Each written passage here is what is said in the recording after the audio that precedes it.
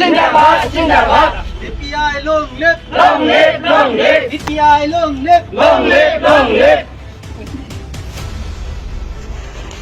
বৰ্মাৰ ২৪ নং মুছলপুৰ পৰিষদীয় সমষ্টিৰ VPI দলৰ প্ৰাৰ্থী উৰ্মিলা দাসৰ নিৰ্বাচনী প্ৰচাৰ সমাগত বিটিআৰ পৰিষদীয়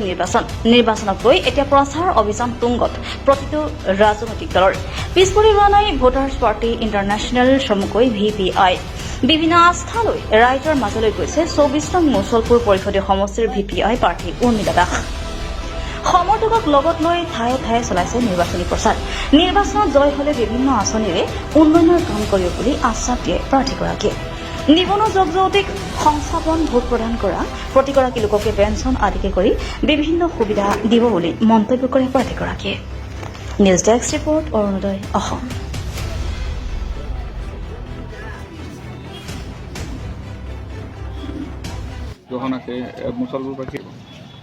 মই মুছলপুৰ ২৪ নং মুছলপুৰ সমষ্টিৰ যিহেতু তাতেই মই প্ৰাৰ্থী খেলিছোঁ গোটেই ৰাইজকে মই মোৰ ফালৰ পৰা এই আহ্বান জনাইছোঁ যে সকলোৱে গেছ চিলিণ্ডাৰত ভোট দি নিজৰ ন্যায় আৰু অধিকাৰ বিচাৰক এইখিনি মই আশা আৰু কামনা কৰিছোঁ ধন্যবাদ আমি নিৰ্বাচনৰ কাৰণে গোটেইখিনি আমাৰ ভোটাৰ্ছ পাৰ্টিৰ যিখিনি কৰ্মী আছে সকলোৱে সহযোগ কৰিছে আৰু সহযোগ কৰা সিহঁতে যলৈকে গৈছে আমাৰ যিটো আমাৰ মূল উদ্দেশ্য সেইটো কাৰণে সকলোৱে সমৰ্থনো কৰিছে ভোটাৰ্ছ পাৰ্টিৰ যিটো উদ্দেশ্য যিটো আমাৰ ভাৰতবৰ্ষত বহুতো শিক্ষিত যুৱক যুৱতী আছে BA পাছ কৰা সেইবিলাকৰ কোনো ৰোজগাৰ হোৱা নাই সেইকাৰণে আমি ৰোজগাৰটো সংবিধানত মৌলিক অধিকাৰ হিচাপে লিপিবদ্ধ কৰিবলৈ দিছোঁ আৰু হয়তো আমাৰ চৰকাৰ হ'লে সেইটো প্ৰত্যেকৰে হ'ব আমাৰ আশা আৰু কামনা যিহেতু আমাৰ 2011 চনৰ 2 ডিচেম্বৰতেই পাৰ্লিয়ামেণ্টত 137 জন সাংসদে গোৱেল সমিতিয়ে চাইন কৰিছিলে বোলে ভোট দিয়াৰ বিনিময়ত ভোটাৰশ্বিপ পেঞ্চনটো হ'ব সেই গতিকে আমি সেইটো যিহেতু লুকুৱাই ৰাখিলে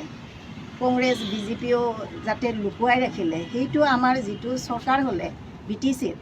যদি আমাৰ চৰকাৰ হয় বা আমাৰ এজন যদি প্ৰাৰ্থীও যদি জিতি যায় সেইটো আমি উত্থাপন কৰিবলৈ পাৰিম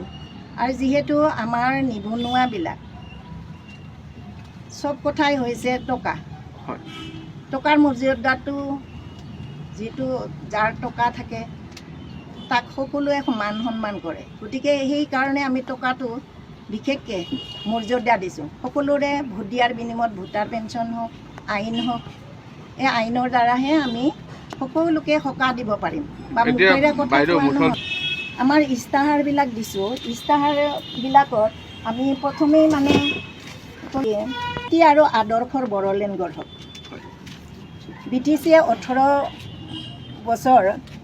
শাসন চলালে আৰু সিহঁতে কি কৰিলে ৰাইজ সাক্ষী হৈছে আৰু সিহঁতে যদি ভাল কাম কৰিলেহেঁতেন UPPL নিশ্চয় নাহিলেহেঁতেন UPPLও 5 বছৰ শাসন কৰিলে যদি মানুহৰ যদি মনৰ বাঞ্ছা পূৰণেই হ'লহেঁতেন এতিয়া নতুন নতুন দলবিলাক আহি আছে গতিকে আমি এইবিলাক যি কি নহওক আমি কাৰো শত্ৰু নহয় DPFৰ বা UPPLৰ যিকোনো দলৰে আমি কাৰো মানে শত্ৰু নহয় আমি এতিয়া আমাৰ মেইন উদ্দেশ্য হৈছে কি আমাৰ ভোট দিয়াৰ বিনিময়ত ভোটাৰ পেঞ্চনটো হ'ব লাগে কিন্তু আমাৰ মৌলিক অধিকাৰটো যেতিয়া হয় প্ৰত্যেকৰে বিকাশৰ নামত সকলোৱে আগবাঢ়ি যাব পাৰিব শিক্ষা হওক শিক্ষাৰ ক্ষেত্ৰত হওক আৰু যিবিলাক আমাৰ যিবিলাক নেকি হেৰি আছে আমাৰ এটা কথাও মানে ক'বলৈ গৈছোঁ কি আমাৰ শিক্ষাবিলাক হৈছে যিবিলাক ধনী মানুহৰ মানুহ সেইবিলাকে ডাঙৰ ডাঙৰ স্কুলত পঢ়া সিহঁতৰ শিক্ষাটো বেলেগ হৈ গৈছে আৰু আমাৰ যিবিলাক চৰকাৰী স্কুলত শিক্ষাবিলাক দিছে সেইবিলাকৰো বেলেগ হৈ গৈছে কিন্তু আমাৰ চৰকাৰী স্কুলত পঢ়া ল'ৰা ছোৱালীয়ে যিবিলাক আমাৰ ইণ্টাৰনেশ্যনেল বা পৰীক্ষাবিলাকত জয়ী হ'ব নোৱাৰে আৰু ফেইল হৈ ৰয় আৰু সেইবিলাক আমাৰ শিক্ষিত আমাৰ মানুহবিলাকে এচামে আমাৰ আন্দোলন কৰিবৰ কাৰণে ৰৈ যাওঁ আৰু আন্দোলন কৰিব এনেকুৱাকৈ ৰৈ যাওঁ মানে কিছুমানে উগ্ৰপন্থী হ'বলৈ গুচি যায় কিছুমানে বা ডকাইত কৰিবলৈ গুচি যায় সকলোবোৰ মানে বেয়া বেয়া কামত গুচি যায় কিন্তু আমি সকলোকে বেয়া বুলি নাই কোৱা কাৰণ মেইন উদ্দেশ্য হৈছে টকাটোৰ কাৰণে সকলোৱে বেয়া কাম কৰে, কিন্তু আমি মেইন উদ্দেশ্য কৈছোঁ ক'ৰ পৰা মানে দুৰ্নীতিটো হয়, আমি সেইটো বন্ধ কৰিবৰ কাৰণে আমি ভোটাৰশ্বিপটো ভোট দিয়াৰ বিনিময়ত ভোটাৰশ্বিপটো পাব লাগে, সকলোৱে পাব লাগে। এতিয়া চাওক, এতিয়াতো চবেই মানে আমাৰ যিহেতু আমাৰ ভোটাৰ্ছ পাৰ্টিৰ আমি পইচা বিলাব পৰা নাই। ধৰি লওক ইলেকশ্যনৰ ক্ষেত্ৰত আমি কাকো মানে প্ৰলোভন দেখাব পৰা নাই। যিটো ভোট পাম আমি সেইটো সত্যৰ আৰু ন্যায়ৰে ভোট পাম।